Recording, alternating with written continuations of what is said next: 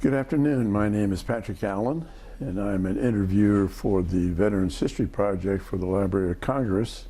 And today is June the 13th, and we have the pleasure today of interviewing a Vietnam veteran. The program locally is under the auspices of the Cincinnati-Hamilton County Public Library, and the gentleman who is in charge of that is Brian Powers. We're fortunate to have a camera person with us today, and his name is Tom Lee, and he has quite a family background of military, and he's very helpful in these interviews with his camera work. And today we're doing Tim Kemme, and we're at his home at 1755 Hollywood Avenue. Oh, it's Stephen Kemme. Stephen. Kemme. What did I say? Tim? Sorry about that. Stephen. Stephen A. Kemme, and we're at his home at 1255 Hollywood Avenue in Cincinnati, Ohio. Let me thank you, first of all, for doing this interview, and thank you for your service. Oh, thank you, Pat, for your involvement. Tell us, Steve, when you were born. Well, I was born February 20th, 1950, here in Cincinnati at Good Samaritan Hospital, where virtually all my family members were born. How about your mom and dad? What were their names? My dad's John Henry Kemme in Virginia. My mom was Virginia Meinhardt was her maiden name. And they both passed. Do you have any idea or recollection when your mom and dad got married?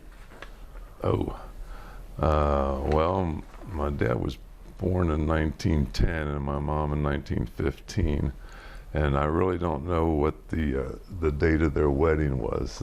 My brother Tom, either my brothers know that, but do you know how they met? They do you know how they met? I think they were in plays together. Yeah. My dad was he was a musician, and he went to Xavier University. Yes. Was your mom from Cincinnati too? Yes, my mom was from Cincinnati. She went to Our Lady of Angels High School, and Dad grew up in St. Bernard. Our whole family actually grew up in St. Bernard here in Cincinnati. It's a little city within the city. So what kind of work did your dad do? My dad was an accountant. And did he work for himself or for a company? He worked for a couple of companies, Consolidated Sash and Door, quite a while, and they went out of business, and he became the accountant for Hawks Buick Company, which is actually a relative of ours. So we were fortunate in the fact that Dad brought home a brand new Buick about every year that we got to test drive and have a little fun with. Now you said your mother's maiden name was Meinhardt. Is that M-E-I-N-H-A-R-T?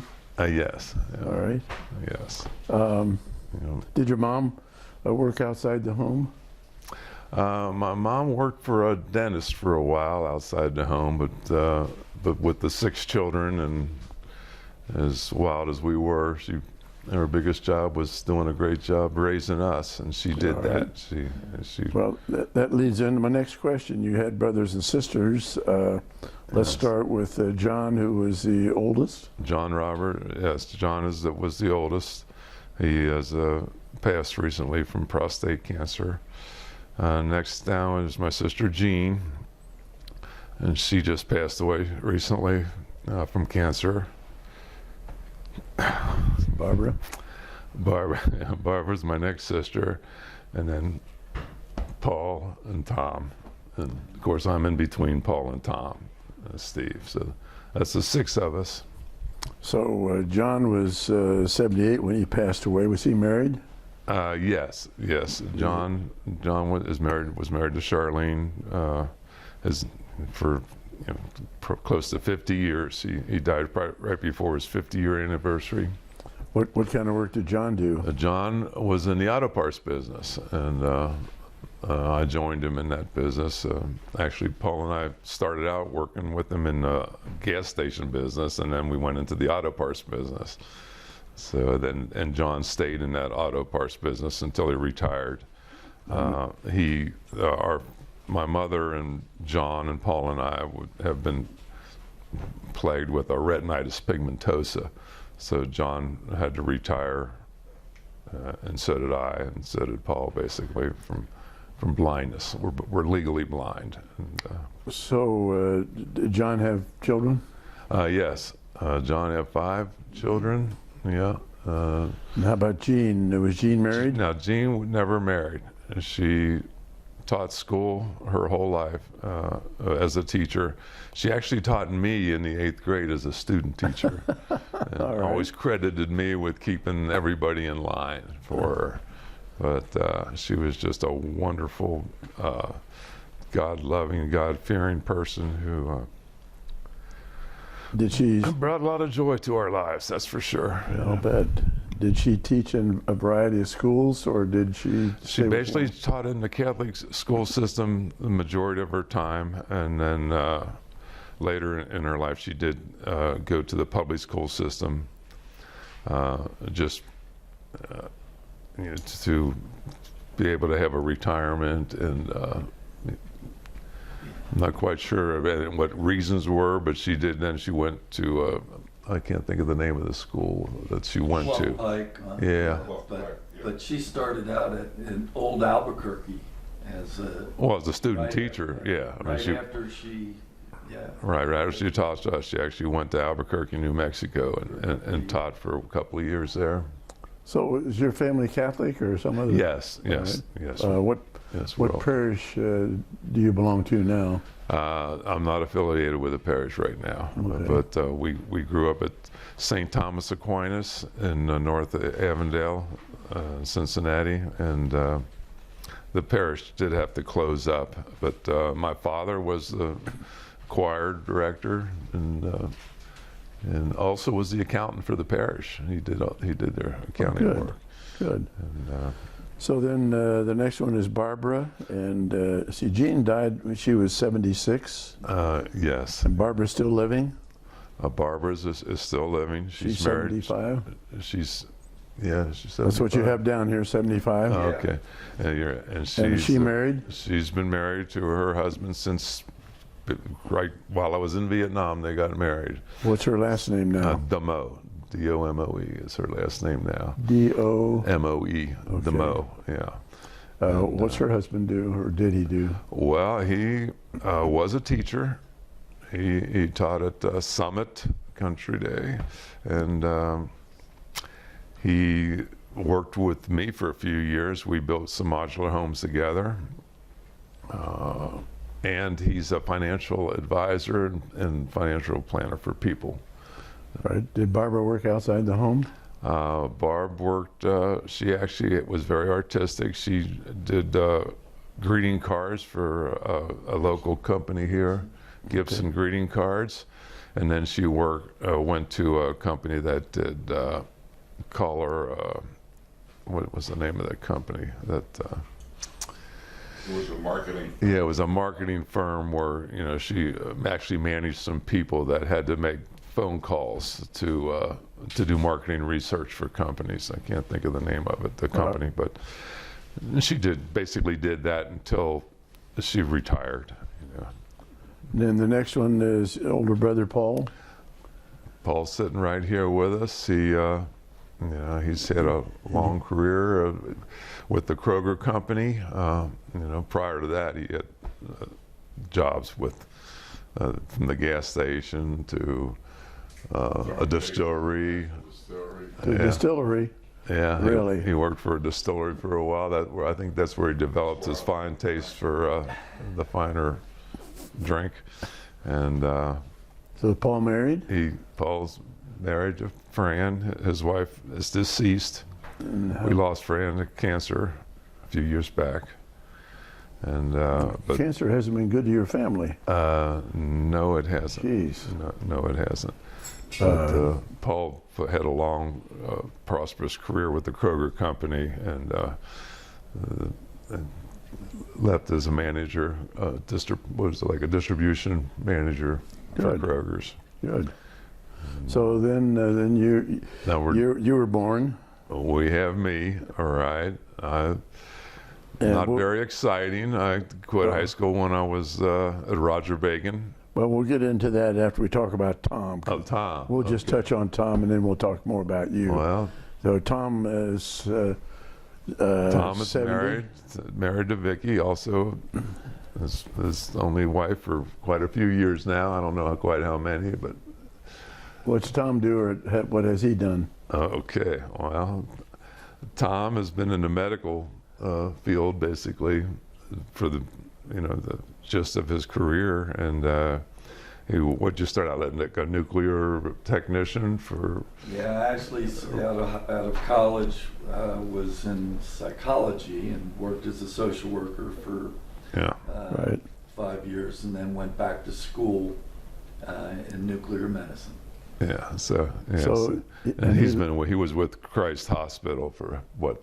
31 years. 31 years with Christ the- Hospital. The family seems to have pretty well stayed in the Cincinnati area. Yes, we've all been fortunate. Paul did have to move to Atlanta, Georgia, and has a whole lot of family down there now. He has a son and a daughter and their families down in Atlanta. About Tom, does he have children? Tom has 2 girls, Okay. and one is a doctor. She's A medical Yeah. doctor or a PhD doctor? medical Okay. medical doctor, and she's recently moved to Nashville, so she's fairly close to him there. She's married also, Okay. and another daughter, Jenny, who works in the medical field too, Good. and she's not married, but no, she is married. She's married to Alicia. Her Recently became Recently a became- foster parent.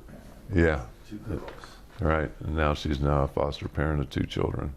So you've always lived in the Cincinnati area? Yes, yes. And what grade school did you go to? St. Thomas Aquinas, a little church that they closed up. It was a school that was donated by the Mitchell family. We called it the Mitchell Mansion. It was a four-room, second floor, had 4 huge rooms, and there was 2 classes in each room. So they had 4 rooms worth the whole 8th grade. Okay. So you were together in first and second. You were together second and third, and the total school might have had a little over 100 kids in it. So it was Right. pretty. I can relate to that because I went to a small Pretty Catholic small grade school. school also. Yeah. So after after graduating from the grade school, where'd you go? Then I went to Roger Bacon High School, and left there in my junior year at the Roger Bacon, and my dad basically talked me into going back into school. So I went to St.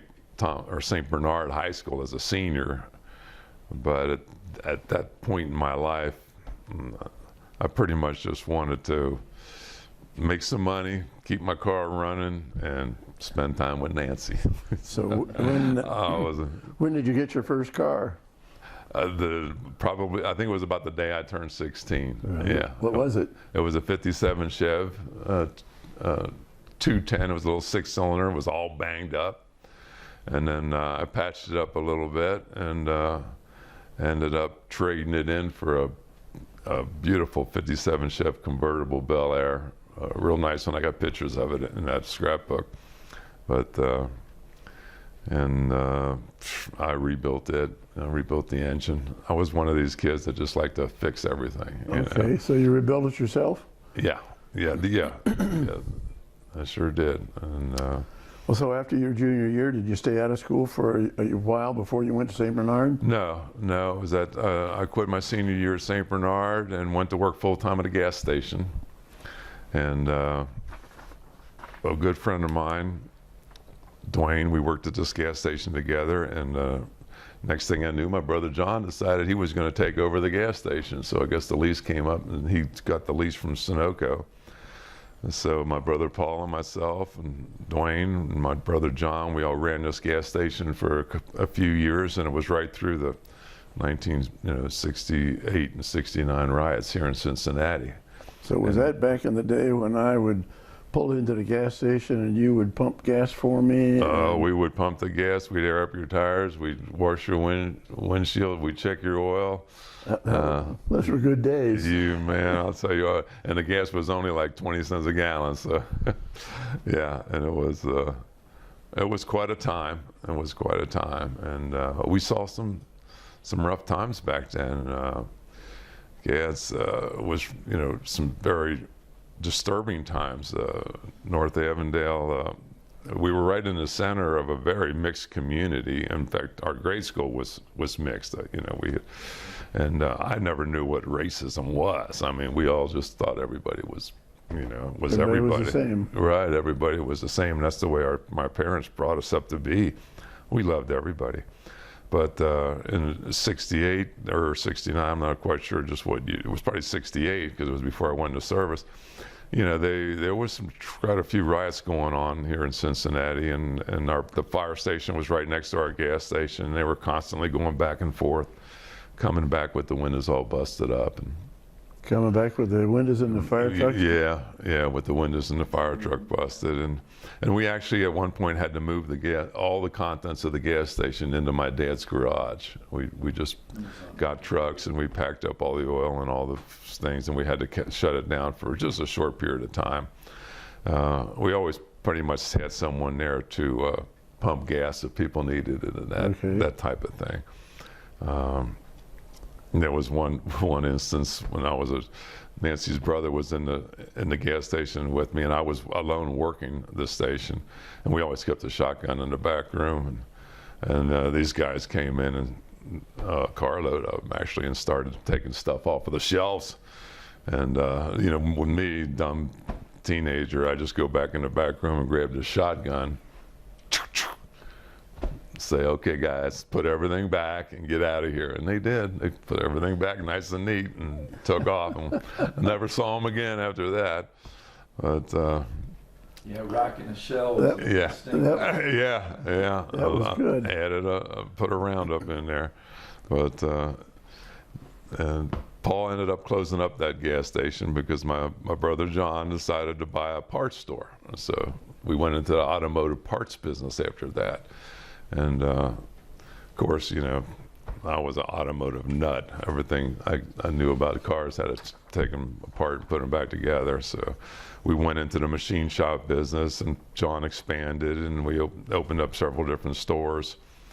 And then the big guys came in, like AutoZone and all that. Yeah. And then really, the small independent guy really got pushed out. So John got down to one store, and one of his warehouses that he had a little bit of lease, another year's lease on it, and that. So I had some great idea of mine. I decided me and my buddy Dwayne will go ahead and open up a garage. So we repaired cars there at the garage for, I don't know, maybe a year and a half. And we just couldn't make enough money to make it work. Now, was that after you graduated high school? Yeah. That was after high school and before the service, I think. When did you enlist, or were you drafted? Well, I got a draft notice and went downtown, and there standing in line was my best friend Dwayne, and we hadn't seen each other for quite a while because he fell in love with some girl that didn't like us hanging around together too much. And so we said, oh my Lord, we're getting drafted. So we went and we planned a big party at the local bar that we all go to, and we had a big going away party, and Dwayne and I shaved our heads down pretty close, and we went in for the day that we were to report in, and they said, hey, you guys, we can give you deferment for a few months, but it looks like you're definitely going to have to go to Vietnam at some point. So we just thought, well, if we got to go, let's go now. Get it over with, huh? Yeah, let's go now and get it over with. So we enlisted. And we enlisted for 2 years. So why did you pick the Army? Because that was the only one I could enlist in for just 2 years for. They said that's fine, but you got to go Army, and I said that's fine. Because if you're drafted, it's 2 years. And I thought I'll do my 2 years and do it now. So we got. So they did promised us to go to basic training together, which Well, was at nice. that time, did you know anything about what was going on in Vietnam? Very little, very little. We were just 19 years old and keeping our cars running and going out with the girls. So were you dating Nancy at the time? I was dating Nancy at the time. Yeah. Now, how'd you meet her? Did she go to the same school? I was at Dwayne's house up on the 3rd floor, and Nancy's family rented the apartment below them. It was one of these 2-family homes, and Dwayne's family was on the 2nd and 3rd floor. Nancy's family was on the 1st floor, and I was on that. I can remember looking out that 3rd floor window and seeing Nancy in the backyard, saying, "Oh man, she looks pretty cool." She had a dress all the way down to her shoes. She had just gotten there from Dayton, or they grew up in Harlan, Kentucky, and Nancy's a whole nother story. She's got a whole story of her own, but she grew up very poor, 8 children. Harlan's in the deep part of eastern Kentucky, isn't it? Yeah, Harlan, Kentucky, right. And from there, they did move to Dayton for a while, and then down here to Cincinnati. And she had just got there from Dayton to Cincinnati, and when I saw Nancy, and at first it took a little while after that, but then we started going out together. And back then a big date was you take your girl to Frisch's and have a big boy, or maybe do a drive-in movie. That's. So after you signed up, was there any period of time before you went to boot camp? Or did you go right away? No, we went right away. Where did you go? I went to Fort Dix, New Jersey. How long were you in boot camp? 2 months. What did they do there for you?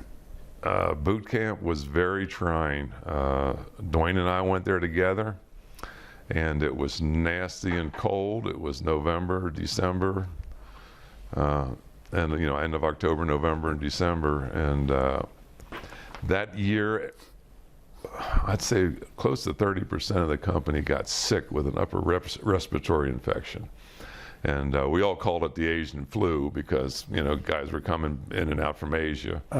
But actually, there was a pandemic that came through in '67 or '68, and this was kind of like a little rebirth of that flu pandemic. But I remember one morning, Dwayne just would not get out of bed, and we had bunks together, and so I'll go down a roll call and just basically I said, listen, he was sick. He had to go to the infirmary, and he ended up staying in bed all day. I didn't tell him that he was sick of basic training. I just said he's sick, But we had some very scary times in basic training. When I remember we were coming back from this night. At night they had us at exercise where we were crawling on the ground while they're shooting tracer rounds above our head, and after that was over, they loaded us all up in the back of this big tractor trailer, and we're going down the highway probably 30 miles an hour, and the back door bust open. A guy fell out, and he went to the hospital. We never saw him again. Another guy almost fell out, and Dwayne, who was the strongest guy in the company, just grabbed him and pulled him back in. And I always credit Dwayne with probably saving that guy's life. It was just a terrible thing to happen. But it was interesting because Dwayne and I were actually the bigger kids in the company. And for some reason, when you go anywhere else in the world and you tell people you're from Cincinnati, they think you're some kind of badass or something. I don't, if you're, but so we were. Whenever they had something where they had to pit 2 people against each other, they always would pit Dwayne and I together. So we had a little bit of fun with it. But well, now you're sitting down during this interview. How tall are you? Tell me. 6'4". Or at least that was at my peak. I was like 6'4.5" maybe. Okay. And I got my trousers back there. How about Dwayne? How big was Dwayne? Dwayne was 6'3", probably 6'2", 6'3", maybe a little shorter than I am, but stockier. He was really one of these built country boys that came from Michigan. And Do you remember anything about your drill sergeant? not a whole lot, just that he was unrelenting. You know, you just had to stay in line, and if you screwed up, you were doing the dying cockroach, laying on your back with your hands and legs stuck up in the air or something like that. But you know, but So where'd you go from Fort Dix? okay, from Fort Dix, we did get a little time off because we ended at Christmas time, and So was that Dwayne went back to becoming a cook, and I went to Airborne Proving Grounds, Maryland. Well, how long did you get off? A couple of weeks or a month? A couple of weeks. Yeah. Okay, so you go from Fort Dix then to Aberdeen? Airborne Proving Grounds, Maryland. Yeah, and that was really a piece of cake because I love fixing things and taking things apart and putting them together, and it was total in-school training with a little bit of hands-on training, but never saw a live helicopter or anything like that. It was aircraft armament technician work, and so I didn't have to do any kind of extra duties or anything like that. It was just sitting at a desk, going to school. We actually had the weekends off. One weekend I took a cab. A few of us did, got a cab together so it wouldn't be so expensive, and went to Philadelphia. And I spent a Saturday walking the streets of Philadelphia. I remember there's big steps going up to the art museum that Sylvester Stallone ran up during Rocky Balboa, you know, and Okay. coming back down. And I ended up spending the night in a shelter. I think it was like a YMCA or something like that, and sleeping on a cot. Okay. So that was very interesting, and just took a cab back on Sunday. Did you have any hands-on work with helicopters at your armament Training? technician training? No, never even saw a live round or weapon. It was all book training. It was How long were you at Aberdeen? 3 months. Where did you go then? Then got papers to go to Vietnam, but I got a 30-day party time before we went. They gave us a month off, and Did you get married before you went to Vietnam? I should have. That But would have you been didn't. that would have been the smart thing to do, But you Because didn't. I would have gotten an extra boost in my pay, but Nancy, God love her, she You got a reprieve. that's right. She So how did you get from Cincinnati to where you departed from to go oh to Nam? Lord, that's an experience in itself. I think I remember taking a train up to Chicago. Maybe that was going to Baltimore. You know what? I can't even tell you how I got to Vietnam from Cincinnati. That's a good question. You did leave You- on a train. Did you fly from Yeah. the States over to Nam, or did you take a ship? No, I flew. Yeah, Flew? everything was in the air. I remember coming back quite vividly, but going there, I remember taking a train up to Chicago, and all I know is I felt like I could have hitchhiked to where I was going a lot quicker. than the train ride got me there. You But, don't remember where you left from the States? No, I couldn't tell you where we flew out of. Probably, and I probably have paperwork in there that would say that, but a lot of time, I think it was in California. Maybe I don't know if I flew to California and then from there on, coming back. That's the way we came. What was your rank when you left the States for Vietnam? To go to Vietnam, Mm-hmm. just private, E1. Yeah. Yeah. Did your buddy go with you? No, nope. He went to be a cook. He went to be a cook at Fort Dix, and he ended up in Vietnam, but he had a full year in the United States first, and then spent the second year in the service in Vietnam. And there's an interesting story that while I was in Vietnam, he actually was able to visit me. Oh, good. Yeah, he was in Saigon, and I'm on the other end of the country in Quang Tri, a military base in Quang Tri, and all of a sudden they come and get me and tell me I got a phone call. I'm thinking, oh my God, a phone call? You don't get a phone call in Vietnam. You know, we didn't have cell phones or anything like that. And I'm thinking something must have happened to my family or Something from home was something bad. bad happened, right? And I get on there and there's a static, usually Dwayne, he says, I'm in Saigon, I want to come visit you. My major, his commander says, it's okay if you have a few days off, but I can't get there. He says, I can only get to Camp Eagle or someplace south of where I was. And I said, well, no problem. I'll get you there. And he told me he had a flight. He could take him in, I think it was Da Nang, actually. And so I got one of the helicopter buddies to fly down there and drop me off. And we got together. He ended up coming to my company and staying for a little over a week. But yeah, I wish I could pinpoint those things for you, but Let's see what the best view of this is. Is this okay? You get any glare? If you can, Steve, show us where you came into Vietnam. okay. Well, here's where I came in.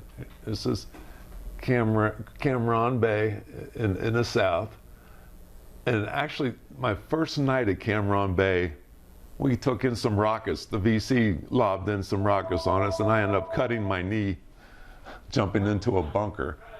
They made these bunkers out of the big tin drainage ditches, and jumping in there was a little bit of the metal sticking out, and I ended up cutting my knee. But that was a real welcome to Vietnam. I'm trying to think. I don't even see where Saigon is on this thing. Well, how was the weather when you landed? Oh boy. When you step out of the plane in Vietnam, it just kind of takes your breath away at first, because it's just so hot. It's just nothing you're really used to. Saigon is further south. Yeah. This is where my buddy Dwayne was, and this is where he could get to. Hold your finger there. Let me catch up. Yeah. So here's Saigon, and he managed to get his brigadier general boss. He was a cook in a facility that took care of soldiers who became drug addicted. And they would go to a facility down here to try to clean up. And it was very depressing for him. And he was given some time off. He flew up here to Da Nang. And then here, I'm right about here, and I get a helicopter pilot to take me down and pick up Dwayne here. And he stays with me up in Quang Tri for about a week. And Where'd you spend most of your time?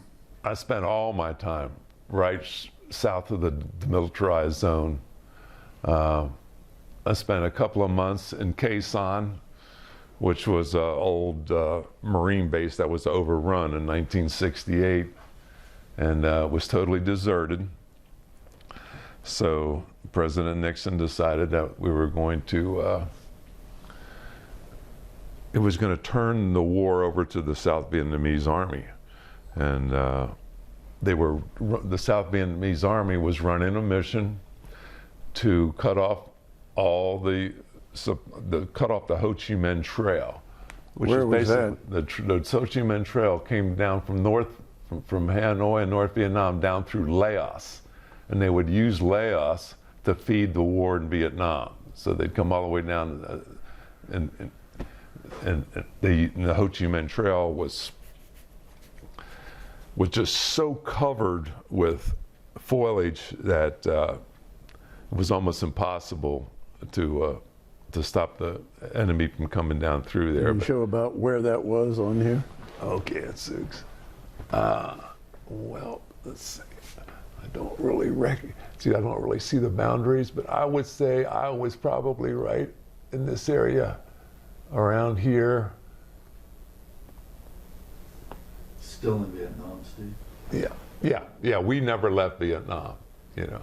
And Khe Sanh was in Vietnam, just a little bit south of the border. And Is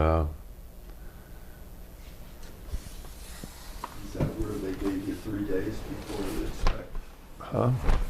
to start expecting rounds?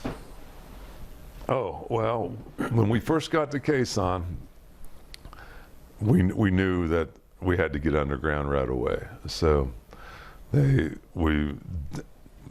building bunkers and rebuilding the airstrip was the main thing. They were hoping they could rebuild the airstrip so big jets could come in, good big planes could come in and resupply us. But only one C-130 the whole time I was there managed to get in and out of Quezon. I vividly remember my 21st birthday because they said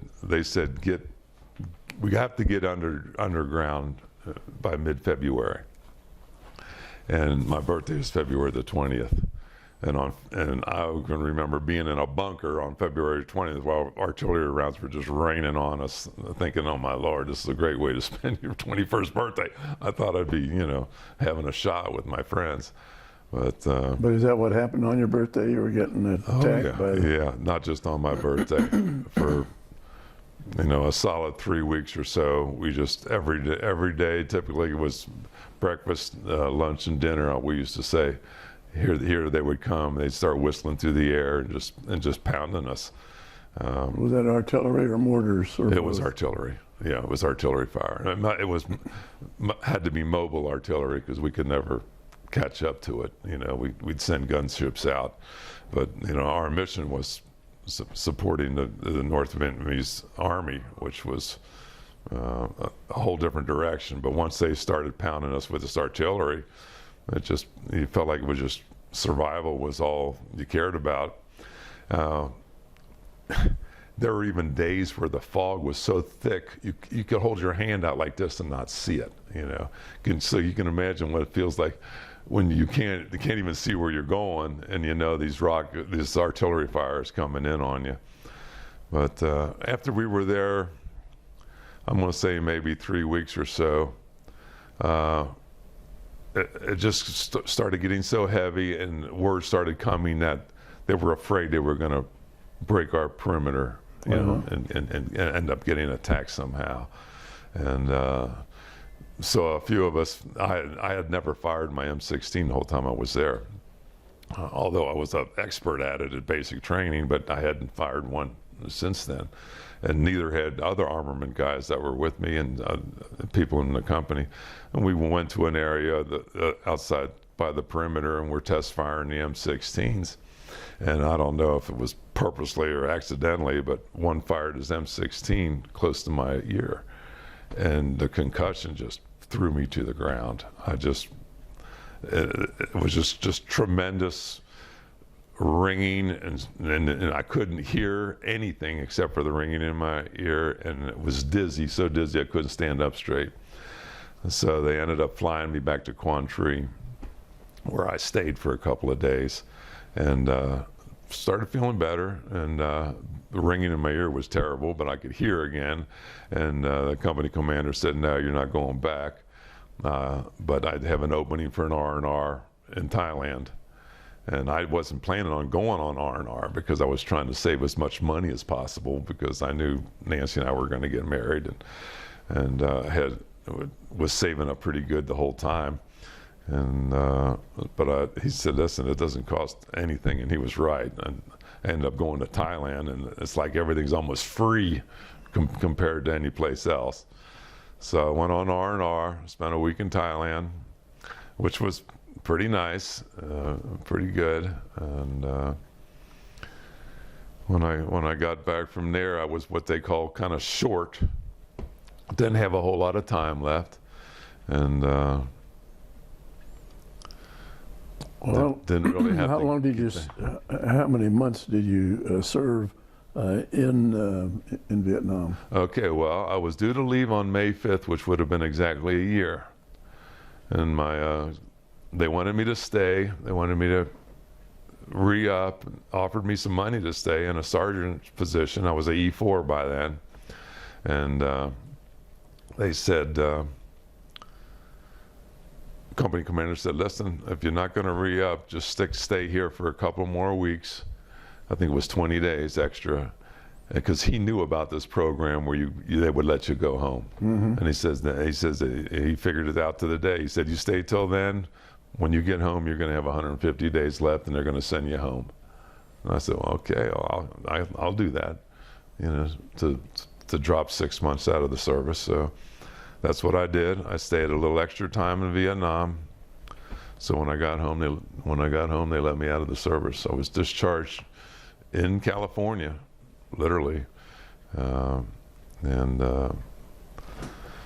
had a great time. I remember going through Seattle and seeing that Space Needle, and I thought, now I kind of regret I never went up on went and looked at it, but I was in a big hurry to get home. Flew a 747, you know, the plane that has the upper deck on it, to Chicago, and then they put me on like a 727, a smaller jet that only could go to Dayton. So I'm sitting in Dayton, and somebody that owns a Learjet or whatever had an open seat. It was like a 12-passenger little Learjet. Let me jump on board to Cincinnati. For nothing? Yeah, nothing. None of it cost anything. It was all free, you know. Yeah. So I see on your DD-214, your pay grade was E4, and the date you got that was December 16th of 70.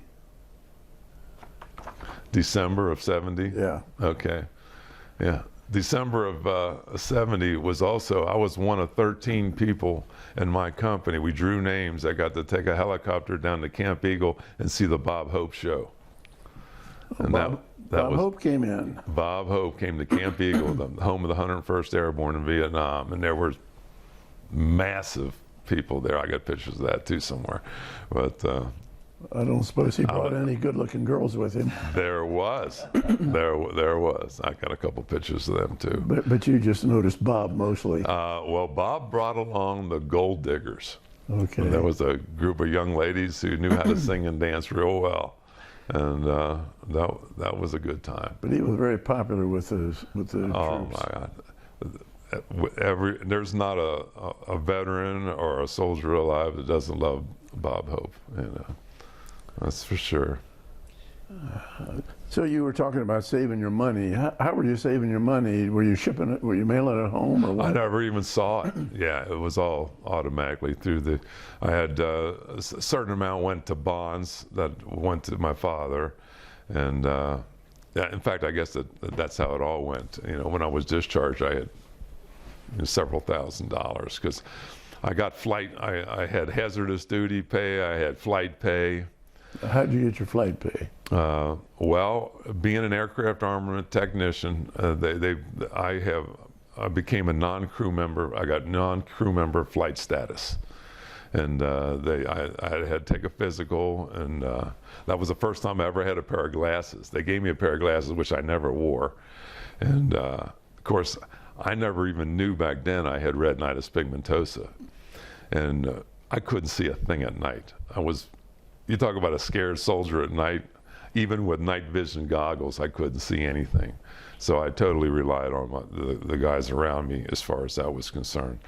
But Well, for somebody that's going to be watching this at a later time or listening to you, describe what your job actually consisted of. okay, well, these Cobra helicopters that were two-person helicopters, a man in front and a gunner in the front and a pilot in the back, and they were just totally loaded with weapons.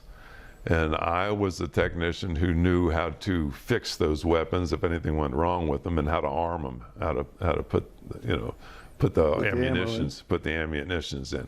As a matter of fact, I got to give kudos to the Army, because I don't know if this was coincidence or whatever, but when I stepped foot in my company, you know, first you go right to the company commander's office and say you're here. Here I am. He says, "What's your MOS?" So I tell him my MOS, 45J20 or whatever it was, and they're like, looking in this book.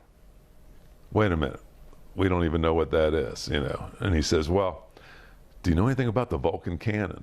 And I was like one of the very first classes in the United States Army to go through training on this Vulcan cannon. And this was sophisticated. It was a weapon that came out of the Air Force. It was a multi-barreled 20 millimeter chain-linked munitions Gatling gun that was electrically fired. Each round was electrically fired, and each round was explosive. So this was a major weapon to be mounting on this helicopter, which they've never had before. And my company, the day I got there, that morning, they received that first helicopter with that weapon system on it. And nobody even knew how to load it, put the munitions in it. Except you. Except me, right, this peon from Cincinnati, you know. So I get there. So the company and commander's in love with you. Before I even knew where I was going to sleep that night, I'm on this airfield with all the warrant officers and other crew chief guys and weapons guys and all there waiting for me to teach them how to do this. So yeah, so I started out with pretty good status right off the bat. You were walking in tall cotton at that time. Yeah. So right. So they took care of me and I took care of them, because the last thing a pilot wants to do is go to pull the trigger in a dive to hit a target and nothing happened. So were you arming aircraft other than helicopters? No. It was strictly helicopter weapons. It was the only weapon systems I worked on. Even some of the Loaches and the smaller helicopters might have a minigun on it, that we worked on, that I knew how to take care of and fix. But, what was Puff the Magic Dragon? that was actually a Marine, basically a Cobra that. But that we never had any, we never had any. Huh? Did you see one? No. That might have been some of the first Cobras that came out, attack helicopters. That might have been what they called them, because they had such powerful weapons on them. And when you fire these weapons, we had a little turret at the bottom of the aircraft that was hydraulically controlled that would move with your sights, and you could mount a variety of different weapons two weapons. You could mount either a 40 millimeter grenade launcher or a minigun, and the minigun could fire up to 4,000 rounds per minute. So if you put two of those miniguns in there, firing 4,000 rounds a minute, and every fifth round is a tracer, it looks like two red streams coming out of the front of that thing. And that's probably where they came up with the Puff the Magic Dragon, because it looks like it just spitting fire. I don't know if that's what it is or not, but. So the guns you were putting on these helicopters could fire 4,000 rounds a minute? That's exactly right. How could you put enough ammunition in there? It's all belt driven, and that's right. I mean, let's face it, you could empty one within a few minutes. So, they would, as an armament person, I might be flown out to like what they called, I can't think of what they call them now. Like Vanderbilt was one, I think was the name of one of them. There was these little fire bases that might be on top of some place where a helicopter could land or whatever. And then they would, they'd bring in a big Huey and drop a bunch of ammunitions and rockets and stuff there for you. And then the gunships would go support the troops, weed out the enemy in that, and then come back, and then you'd load them up again. And, if there was a gun jammed or something wrong, you'd try to fix it right there.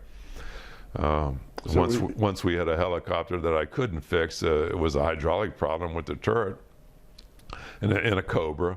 And I got to ride the gunner's position to take it all the way down to Fubai, which had a higher echelon of maintenance. They could, I was more or less right there on the field type maintenance.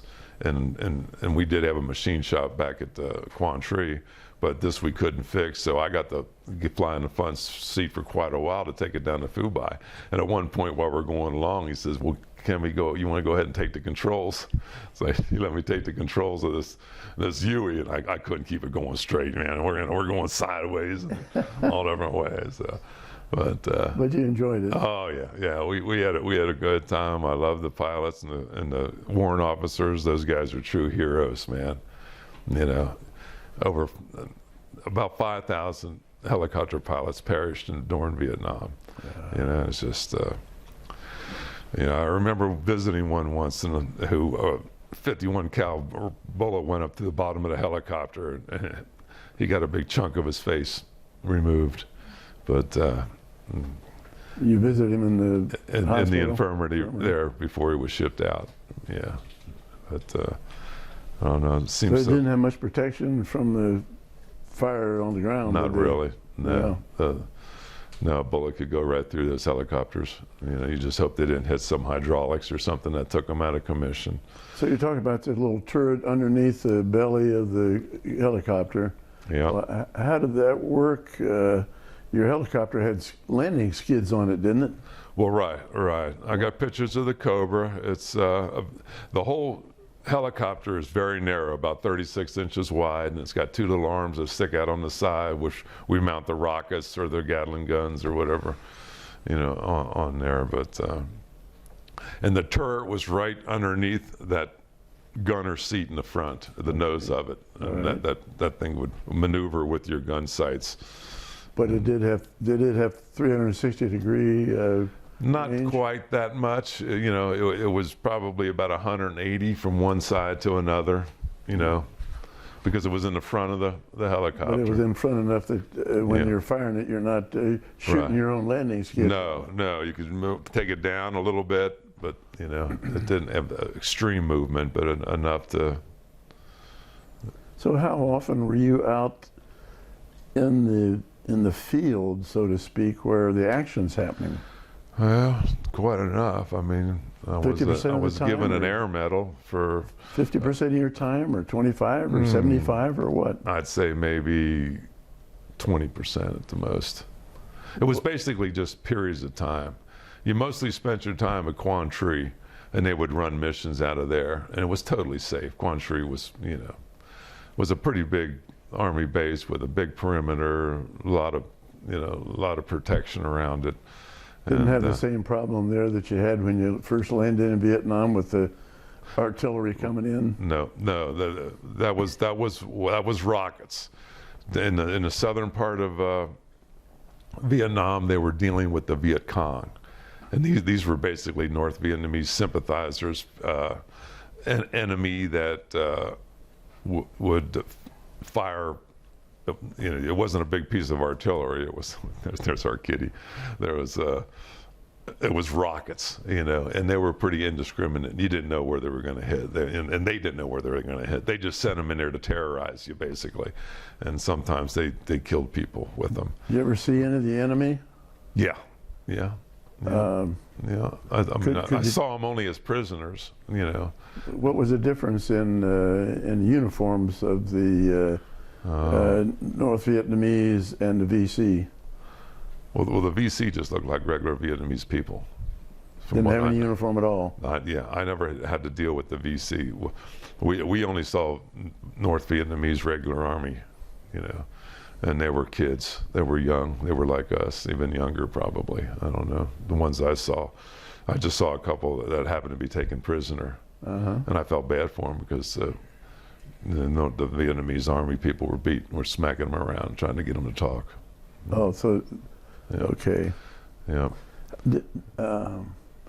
How about the makeup of your unit? Were they all Americans, or did you have some South Vietnamese? or I did you was have an any- A troop, 2nd of the 17th Cav, which was consisted of about 100 and 10 maybe people, and it was all pilots and crew chief people, mechanics, weapons. I was part of a group called Weapons Platoon. You know, they had platoon, and there was an infantry.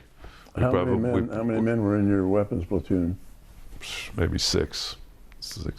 Well, six that were enlisted, and then the pilots were considered part of weapons platoon. Did you have any dealings with any Koreans? No, not that I know of. I had a little dealing with a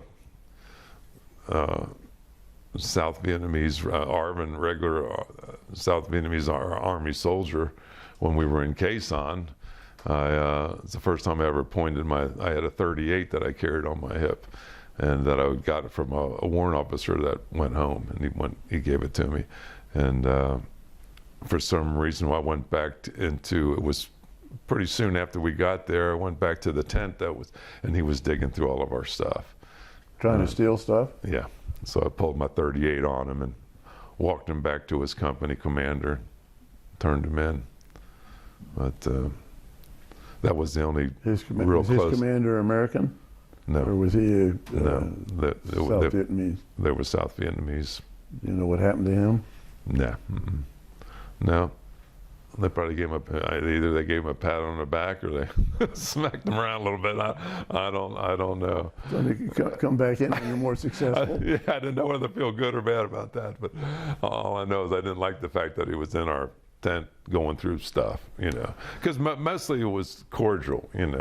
We would trade a sea ration for some of their noodles or whatever, and it was Well, how was the food generally while you were there? terrible. Just as if it was just meat of the mess hall. You just wondered what you were getting. We lived off of sea rations the whole time we were in Quezon, and back at Quan Tri, we might get a treat every now and then. I can remember them hauling in a deer. You'd see the helicopter come with a deer hanging on the daggone thing. It's just, Eating good that night? yeah, you get one night.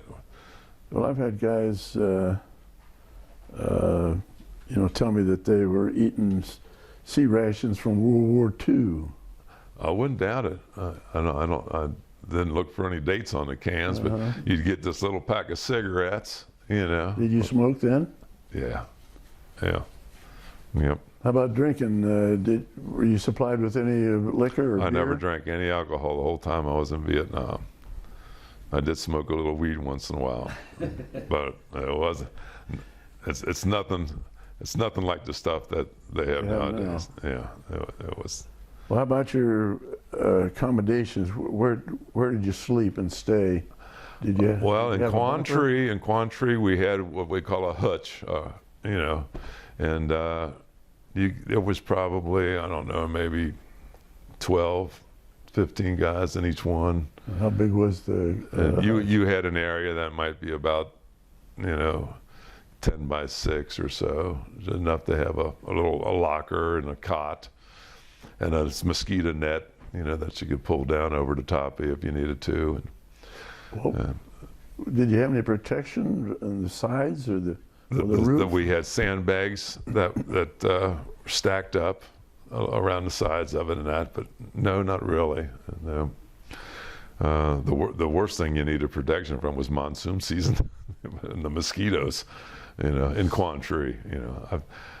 I never had an incident. I shouldn't say that. Well, once I did see there was a guy that got shot, and I'm not even sure if it was how he got shot, but in Quan Tri. But basically, it was a pretty safe place, I think. The Army base there. Well, tell me about the monsoons. How long would they last? Oh, kids. I don't know. It seemed like forever, but it would go from being hot and and if it got down to 50 degrees or 60 degrees and raining, I mean, you felt like you were freezing to death, after you're used to that other kind of weather, the hot weather. But there were times where we got, there was like water everywhere. It just seemed like nothing was dry, Would that be for weeks or months? About a month, I would say.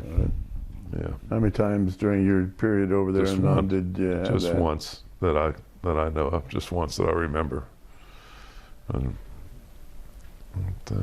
Well, how was sleeping? How many guys would be in your hutch during the nighttime? Well, Everybody? yeah. We'd have right. Quan Tri had a perimeter, and a lot of guys had to pull what they call bunker duty, and I did do that once while I was in Quan Tri. Have to go out to the perimeter and spend a night in the bunker. What else was around the perimeter besides a bunker? Did you have razor wire? Oh yeah. It was heavily fortified, all the way around the whole Quan Tri base. Did you have any mines laid out? Yeah, mortar. They had mortars lined up. You get into your bunker, and you'd have maybe 10 buttons in front of you. If you hit one, when it would blow a big mine. Hopefully, the mortar was facing in the right direction. It would blow up. Yeah, that's what you're supposed to do when you first get there. Crawl out there and make sure all your mortars are facing in the right direction, so when you set them up, they don't blow your head off. Well, did you hear of any instances where the mortar wasn't? The whole time I was there, I never heard of had an instance where our perimeter was broken. But in Quantry and in Quezon, that was a different story. They sent me back when I came back from my concussion and went to R&R. When I came back from R&R, I had found out that Quezon was overrun. And then about 15 NVA soldiers managed to get through the perimeter. They killed 3 Americans, wounded several other people, blew up a lot of aircraft and stuff. Really? And yeah. And there was just 15 of them that got through? They're called sappers. They're professionals. They don't even carry a gun. All they carry is explosives. They come and they throw explosives into your bunker because you're asleep, or they blow up an airplane or whatever is close by. And any munitions they can get their hands on. So they managed to sneak in, and of course they all got killed. And shortly after that, the mission was over. I'm not even sure how successful the mission was to break, knock off the Ho Chi Minh Trail. Nixon was he was successful to the point that he got a peace treaty with North Vietnam. I mean, in 1974 or whatever it was, they agreed to an end to the war. Of course, we all know it didn't last long because the Senate wouldn't give any kind of funding for air support, just like like we have in in Germany and Korea and other places. We have support. They decided that Vietnam wasn't worth it. Did you have any feelings while you were over there that the government wasn't giving you enough support to really win the battles? No, not really. I thought we did win the battle, to be honest with you. In fact, I don't really know of any battles that we didn't win. Mm-hmm. It's just there was just too many rules and regulations. Even in that last mission to go to Laos, they told the guys that if a ship goes down to Laos, we're just going to have to blow it up. We go down there and pull out the pilots or get over who's ever on it, and there was no American involvement within the country for some reason. Mm-hmm. And that like everything else, wars are political. Nobody wants to go to war. Yeah. And as politicians, that get us there. Yeah. Well, what would be the most significant thing that happened to you or you did while you were in country? Yes, I just played my part. I worked hard. I made sure that everything worked properly, and I think I gained a lot of respect from the people there. I can't think of any one particular incident, short of getting my best friend to ride in a Cobra helicopter, attack gunship for, a half-hour ride at 160 knots into a dive that he probably almost blew his lunch, but I just, there were things that we did that were fulfilling and made me very sad that we didn't do more to protect the people after we left. We'd go to Quantry City around Christmas time and different times and visit the orphanages. Okay. Yeah, spend a little time with the kids. And tell me a little bit about that. How'd they react to you? Very, very favorably. The people there couldn't have been nicer.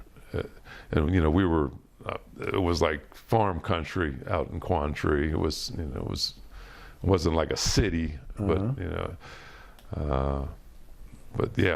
we had a girl that we called a hooch maid that would come and take care of do your laundry for you.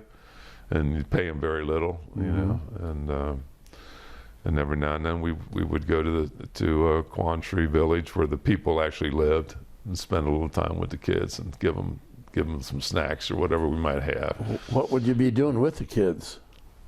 You play games Not or anything? much. Yeah. You play baseball I or really anything with can't think of it. They just like seeing you, you know. How about the girls that cleaned up your hooch? Were they trustworthy? Did you ever catch them stealing from you? Never once. Yep. Never once. Very, very trustworthy. You know, and they had access to everything. Well, you didn't really have much, but everything you owned. All right. Who paid them? You did. You could decide how much a month that you wanted to have.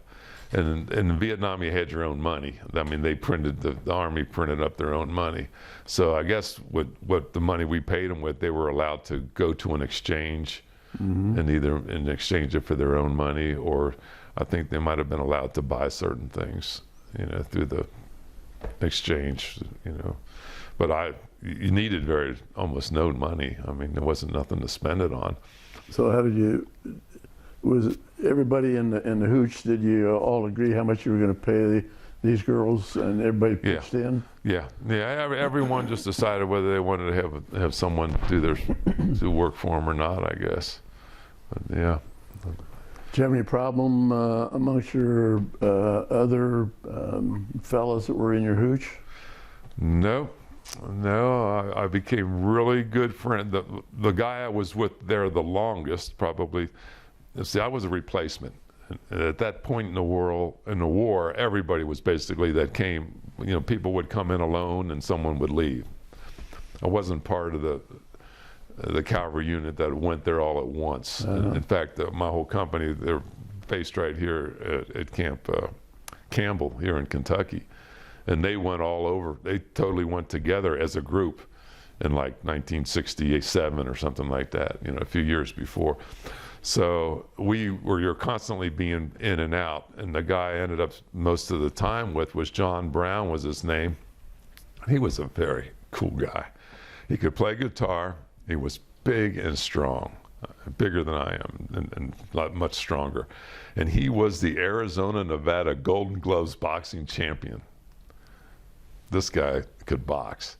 And he showed me a flyer that he was on when he was young. Well, he was young then, but with Sonny Liston. I don't know if you ever heard of him. But he was a heavyweight champion at one time. He died like in 1970, about the year we were there. But John was a really cool guy. And I can remember one day we were out there just there at the hooch, hanging out, doing nothing because there wasn't nothing to do that day. And some guys that were in a supply company, some black guys, were all out there boxing, you know, and just having fun, boxing back and forth. And they saw John and I sitting there and tried to get us to come box with them, and I didn't want to have nothing to do with it. And I knew about John. I knew he could box. They were barking up the and wrong they just tree. and they just kept egging him, and he didn't want to do it. And they you know, and then finally he said, finally got up and said, okay. Were they using gloves or Yeah, just bare they had hands? gloves. They had gloves. He put them gloves on, and that lasted about 5 minutes. John just. Next thing you know, went, whoa, wait a minute, where'd you come from? Here's this Golden Gloves boxing champion. He wasn't just a boxer. He was a 2-state champion for the Golden Gloves. Well, did he explain afterwards why he could box so well to these guys that he was beating? He was also the most quietest guy you ever met. He was. He just, he never would hardly say anything. Half the time, even when you ask him. I never knew where he lived. We shook hands when he left. He got on the Huey, and I knew I'd never see him again, and I never have. And I even asked him, "Where are you going, Arizona or Nevada?" And he couldn't even tell me that. That's the kind of guy he was. He just, my company actually has a group that gets together every 2 years. They have a reunion, and he's never been named in it or part of it or joined it or Do you anything go? like that. I went 1 year because it was in Fort Campbell, Kentucky. They decided to have their reunion close by here, and so with my wife Nancy, she won't fly or take a bus or anything like that, and it's too, most of the reunions are too far to go to, so that's the only one I've gone to. But that was nice. It was nice getting together, but you don't really, just the way you come in and out, Yeah. a loner like that, Well, there's not a real big bond there. when you're being helicoptered out to do some repairs or whatever you do to the helicopters or gunships, did you ever come under fire in those missions? No. You come under fire flying in or flying out? Nope. So who No, did? I can remember once that there were some tracers. Yeah, I shouldn't say never. I was in a Huey, and I can't even remember where we were going, and someone fired on us, but because I could see the tracers, but they were well behind us. They didn't. When you would go out to these fire bases to do your work, did you go with more than one helicopter? Did you have protection when you went in? Yeah, we had a group of Hueys and we had about a 20-man infantry, and say a helicopter were to go down and it still have an armament on it, say it still has rockets in the pods and that type of thing, then they would couple of, at least 2 or 3 Hueys would come take the infantry there, make sure there's no enemy around it. It might surround it or whatever. Uh-huh.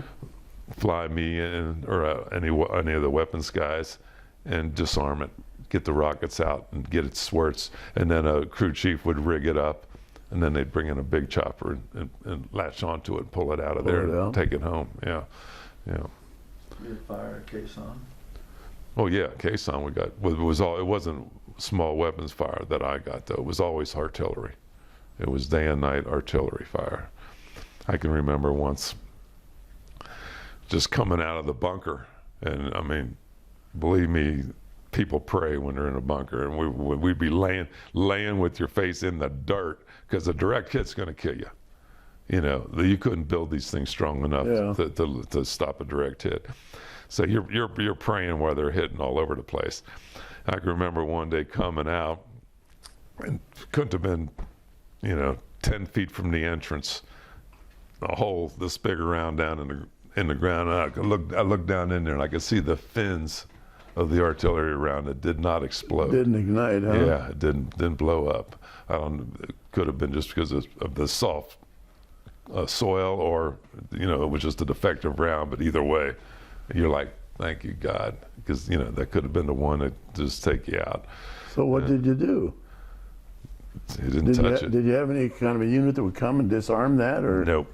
No, as far as I know, it's still there today. I have, yeah. We didn't do it. That was in caisson. We were only there temporarily.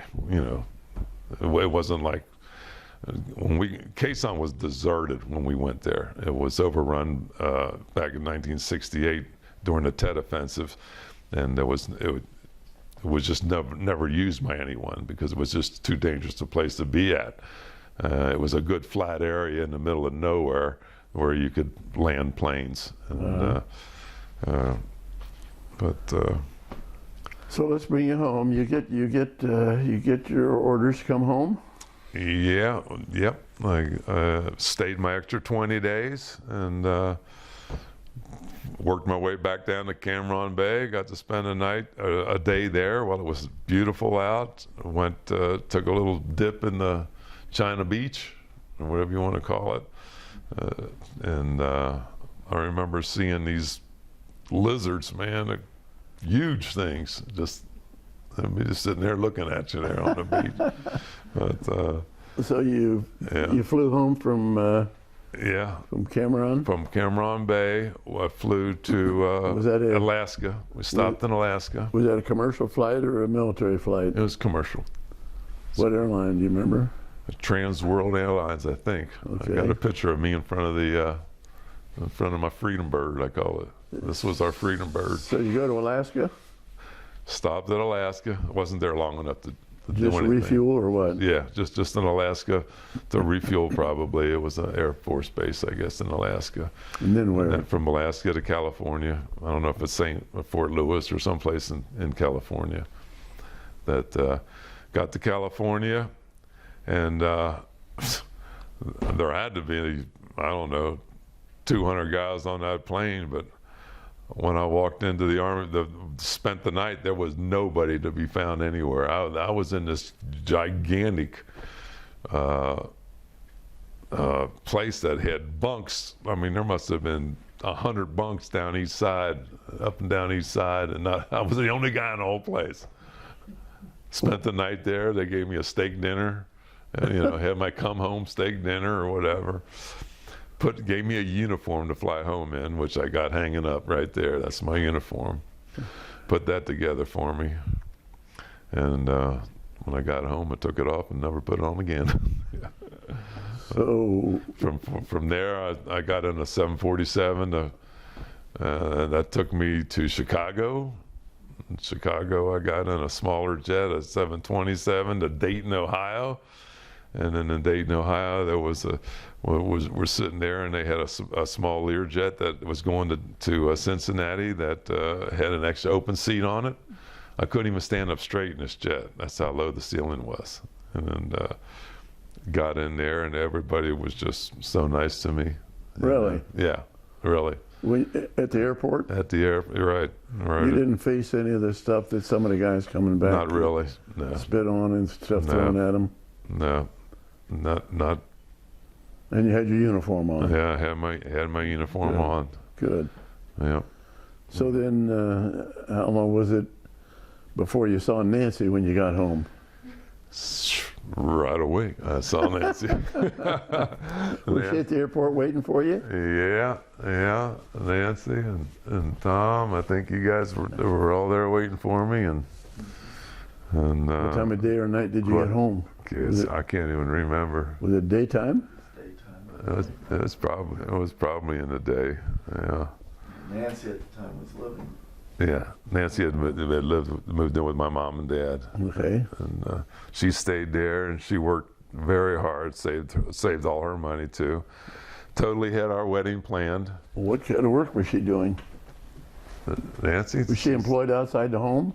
Oh yeah. What kind of work? Well, that's right. She managed the shoe department. She was probably the first woman manager for Moore's Shoe Company.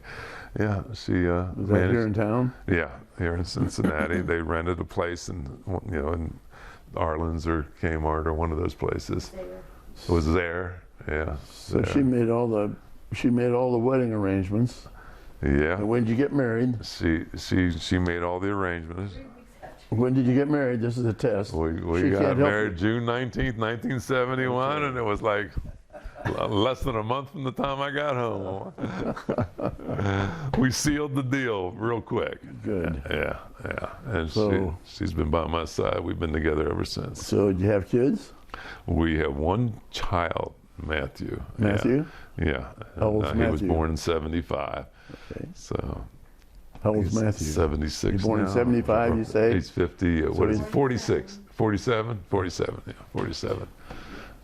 So He's got two children. He's married to Kristen, and then they have a beautiful home in Indian Hill and two children.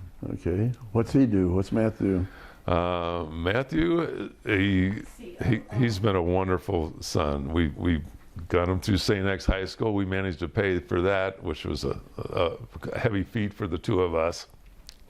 But then he went to the University of Cincinnati on a 5-year program to become a chemical engineer. Oh, good. And basically worked. He never stopped. He went to school and worked. Went to school and worked for 5 years. Right. Got a degree in chemical engineering. Went to work for P&G. After a few years of P&G, he didn't like working as a chemical engineer, so he used P&G had a program. He got a master's degree in business. He went up to University of Chicago, and he just had to pay for transportation. They paid for the school, so he got a master's in business and went into their marketing department. Okay. So after a few years of marketing with them, Then he went with other companies, and now he's with. He's the chief commercial officer for a company called Santa Cruz Nutritionals. He's their chief commercial officer. Okay, So he's doing real well. good. Some of the products Does he work from Yeah, home? he's Does he work from home or does he travel a lot? sometimes, but he travels a lot. Yeah, it's back and forth. It was actually COVID that brought him here. He was living in Danville, California, which was not too far from where he had to work.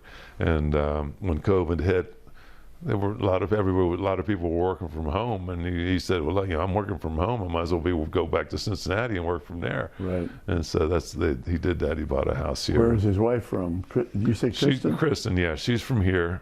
They're from Cincinnati originally. Their whole family. He has 2 kids? Right. Yes. What are they, boys, girls? One boy and one girl. And the girl's a junior in high school, and the boy just graduated from grade school, the 8th grade. And he's going to be going to St. X High School. Well, you've mentioned St. X and the expense. St. X is a wonderful school. I went to Catholic schools all through grade school and high school, and they had a lot of nuns back then, so it wasn't very expensive. But when you were going to grade school and high school, did you have religious teaching yet, nuns or priests?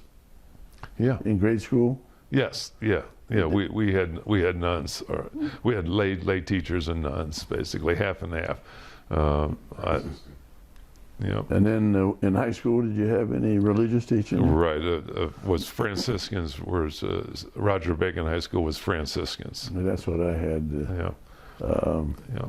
But now, paying to go to a private school is just like going to college practically, going to some small college expense-wise. Yeah, I wouldn't doubt it. I really don't remember. Well, there was probably maybe 5,000 a year, 4,000 when Matt went to high school. And for us, I mean, I was a mechanic. And, she was just. So after you got married, did Nancy work outside the home? Oh yeah, she's never stopped working. And what kind of work has she been doing? Yeah. She's still working? Yeah. Or is she retired? See that yard out there? You'll have to scan the yard before you leave. Huh? I worked in the dental office. Yeah, Nancy's been front desk at the dental offices, various different endodontists, and some of the specialties, and she's our dental expert. Now, as far as you're concerned, I think this is you. You got a GED. Yeah, I got a well, when I was at Airborne Proving Grounds, I went ahead and did the testing. Stop playing with the mic. When I was at Airborne Proving Grounds, I did my GED test, and it was funny because they would tell me, "Are you sure you can't say you're from Kentucky or Indiana? Because if you say you're from Ohio, you got to do a lot better on these tests to get your GED." I never knew that, but evidently your GED depends on where you live. But I got my GED. I wasn't exceptional at that, but and then I used the GI Bill to go about 2.5 years at night school.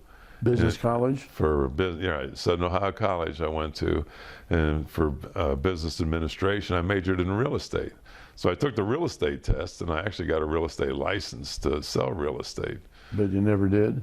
No, well, my brother John DeMoe and I, that's when we went and bought them modular homes. Okay. So having a real estate license was good because we would get these families that owned 5 acres of ground or whatever, 10, some of them owned farms, and they'd have a son or a daughter living in a mobile home or an apartment that had a child or 2 children, and some of them as many as 4 children, and couldn't afford to build a home or have a home. So I would have them deed me. I'd have a surveyor go in. We'd cut out an acre of land or whatever the zoning required for a single family home. They would deed it to me, and then we would build a home on it, and then use the FHA 235 or Farmers Home Administration programs, deed it back to them. We'd build them a home and sell it back to them. And that was very rewarding, and it just wasn't real profitable. It was a bad time in real estate, period. Interest rates were sky high, and we ended up about 17 of those built modular homes. I mean, I had experience in putting in septic systems and cisterns. We dug one well. We had a well dug, put in driveways, sidewalks, you know, a whole lot of stuff. It was good. It was a good experience. Well, I'm a little confused about this GED. You had gone to Roger Bacon. I went to Roger Bacon, but I left my junior year, halfway through my junior year, and then I went to St. Bernard High School just as a senior, and I quit. You didn't finish your senior year? I didn't finish. Yeah, I didn't finish my senior year. Right. Yeah. How come you didn't finish your senior year? Because I was in love, man. I wanted to make some money. I wanted to make some money and have some fun. All right. Okay. But I got a good education. And actually, when I went to work for Ohio, after we were done with the auto parts or whatever, I went to work for the Ohio Oil Company. They had a training center at Cincinnati State. And so I took a whole lot of classes there and got a certificate from the Automotive Service Excellence. I became a master automotive service technician. Yeah. And I'll tell you what, that's worth a college education.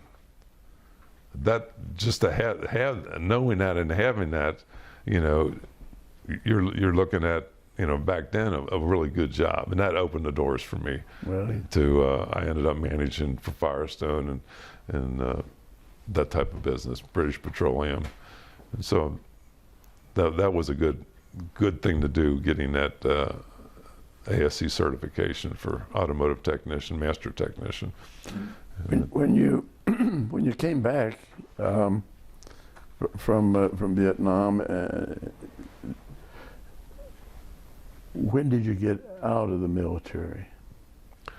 Well, legally, actually, it would have been 1975 or so. I got the paperwork in there So you were in the because I was reserves? always obligated to be, but I never had anything no reserve, any duty of any kind. Were you in active reserve, active reserve? What were you? I guess we would call it an inactive reserve. Until yeah. 75. Yeah.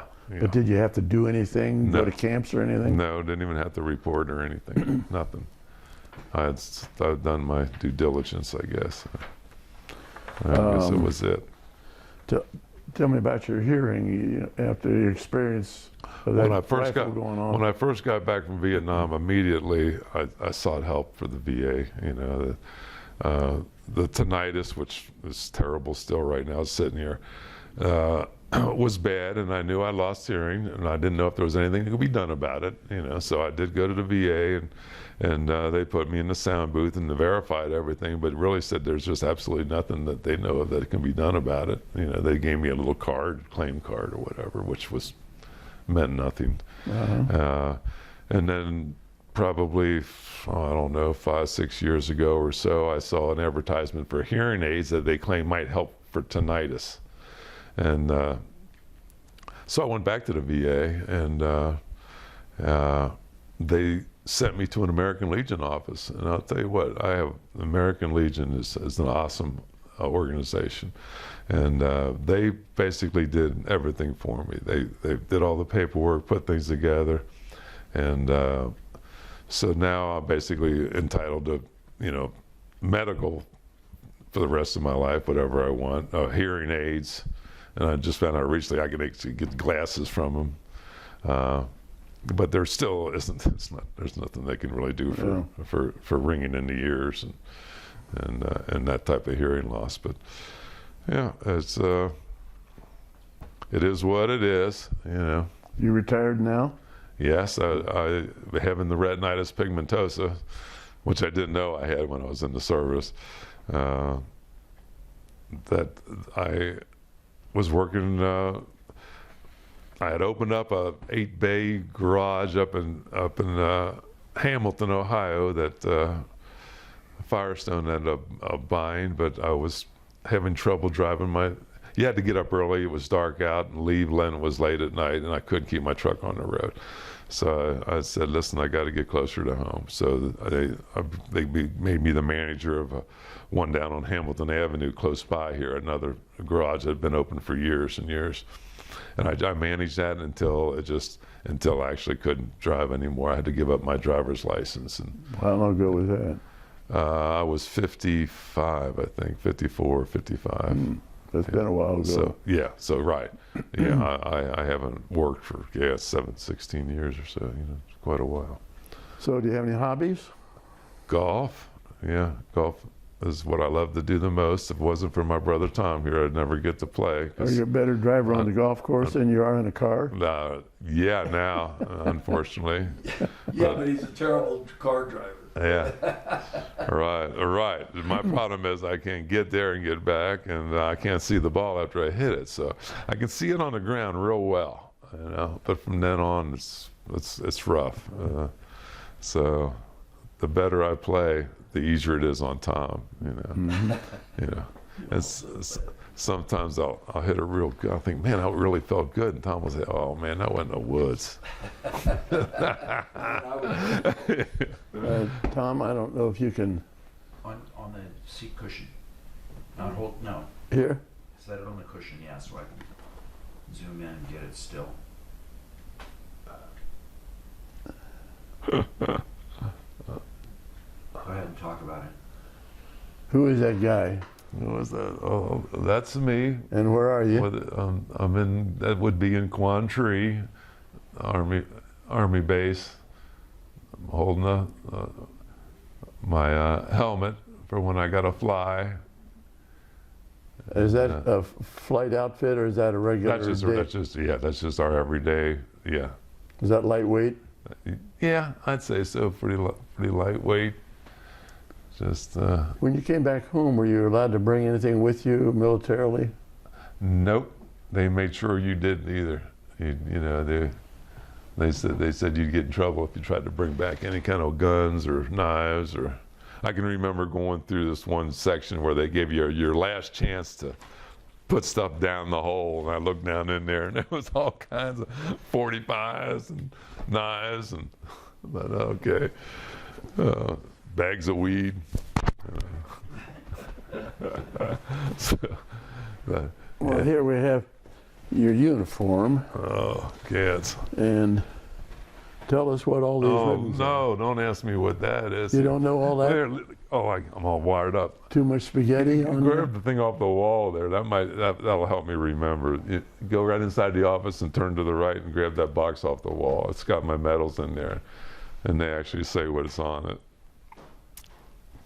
it. I'm seeing Army Commendation, Bronze Star, See, he knows them. Is that your marksman? Conduct Ribbon, Air Medal, American Defense Service, Vietnam Service. Yeah, here they are. The green one. There they are. Okay, rest that right on there. Yeah. Right on the cushion right there. Oh, okay. Yeah. Now, did you get any glare on that? Nope, it's good. Tilt it towards me, top down, a little more. Oh gosh, it's even worse. Go back up, right there. Back down a little, I'm sorry. A little, down, I wonder if I could block there. it. Right there. Okay, tell us what these medals are. Well, I got hold of it. Okay, this is the Army Commendation Medal. This is a Bronze Star. This is an Air Medal. Gee whiz. Good questions here. And there's a National Defense Ribbon. I forget. This is a Vietnam Service Medal. Service. Vietnam Red and Service. white Yep. is good conduct. Oh, that was the hardest one to get. That good conduct medal is not easy. And this is my Kemme I took off my uniform jacket. I just put that on there. So what'd you do to get the Bronze Star? I had to be in the wrong place at the right time, I guess. That was probably due to my service in Quezon. I know the Air Medal is pretty much automatic after you've spent so much time in a combat zone in the air, flying in the air. And What are these on the lower right hand? those are my little knickknacks that I just happened to find. Oh. I put in there. Okay. I love golf and I love guitar. Okay. And I didn't. there wasn't room for Nancy's picture in there. I love Nancy. Right. Hold still one more second. Let me get those two knickknacks. Those are cute. That's very cool. Got him? Yeah, not at all. Okay. All right. Well, I've had a lot of questions for you, and you've been very interesting. Let me ask Tom, cameraman, if he has any questions. Been to the wall? Yes, I have. Fortunately, my son Matt and his wife got together a trip for Nancy and I, and we went to Washington, D.C. and been to the wall. Huh? Yeah. Yeah, it's very sad. But You see any names that you recognized? no, I can't say I did. Your buddy make it that you went in with? Yeah, Dwayne, he found it. He did. He came home. We stayed good friends. I was with him when he died. He died of lung cancer. Yeah, he was 54 years old. 54 years old. He was a youngster. Yeah, yeah, and he was a good friend of Paul's too. He worked for Paul at Kroger Company for a while, and. He was a good guy. Well, let me ask you about communications with home. Did you write letters or receive letters from home? Oh, yeah. Nancy's letters and the cookies that usually came all crumbled up were lifesavers. Yeah, and I got letters from from family members. Not real often. It's funny, you would get, the letters would come sometimes a month, way Late. behind, late, whatever. And I got the letter that my sister Barb was having a baby. I'm like, oh my Lord, Barb's having a baby. And I said, oh, wait a minute now, Barb's not married, And then about a week later, I got the letter that she got married.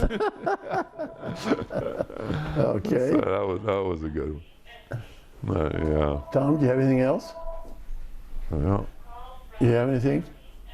Well, only that I know that I was in high school when Steve went to Vietnam, and he was into cars. He was into wild times, and when he came back, he was a bit more sedate, Totally more different. reflective, and aware of what to be grateful for. He grew up when he was in the military. I definitely believe that. Yeah. I saw a different brother coming home than was leaving, and always appreciate the sacrifices he's made and the service that he's given. Right. We're very proud of him, there's no doubt about that. Ah, good. Very proud of him. Good. I can answer one question that he kind of avoided is, you asked about, why didn't you finish your senior year of high school? Wow. And for the same reason I dropped out of Xavier University, our brother just bought a business. We thought we were a big part of that business. We wanted to grow we wanted to be our own entrepreneurs, and felt that way all the way until we weren't. Yeah. Oh, yeah. So it wasn't exactly like, well, I'm sick of school. I don't like school anyway. It was more of, hey, right now I have better things to do with my time. And he even wrote to me saying to stay, that he was glad I was doing well in school, to stay in school, don't go after the quick money. So that was a big change from the old Steve. Huh? Well, Steve, we've been at this a good while. Is there anything that you can think of about your experience, just life experiences or military experiences that you think we've not talked about? Well, what you didn't talk about was the fact that about half of our friends and people that we knew were heading for Canada at the time, that these two volunteered. Oh, is that right? Did you have a lot of friends that were avoiding? I did. I'm not sure you did. Yeah. I just really wasn't in tune to the political end of it, And I gotta say, I am now. You know, I'm very concerned about our country right now, you know, and that's more important to me than right now than thinking about what happened in the past. I mean, we have to save our country. We have to keep it free, Yeah. you know, and when you go halfway around the world to fight back communism, and then 50 years later, you feel like it's knocking on your door here at home, you know. That's an eye-opener for me, you know, and I stay very much in tune and read a lot of books, and I'm really concerned about the direction our country is going into right now. And we all need, as veterans and as people who believe in the American dream and in the Constitution of the United States, it's getting to the point we need to let our voices be heard, because there are some forces, I call them evil forces, you know, that are turning this country away from its roots, you know, from away from the things that have made it great. And sad to say it, a lot of our generation has been responsible for it, for just not really being attuned and aware as to what's been going on. Right. You know. Right. So. Well, let me thank you for this interview, and thank you for your Pat, service. thank you so much, It's been man. great. It's been Well, great. yeah. Thanks for your service, and you too, Tom. You know, putting this all together.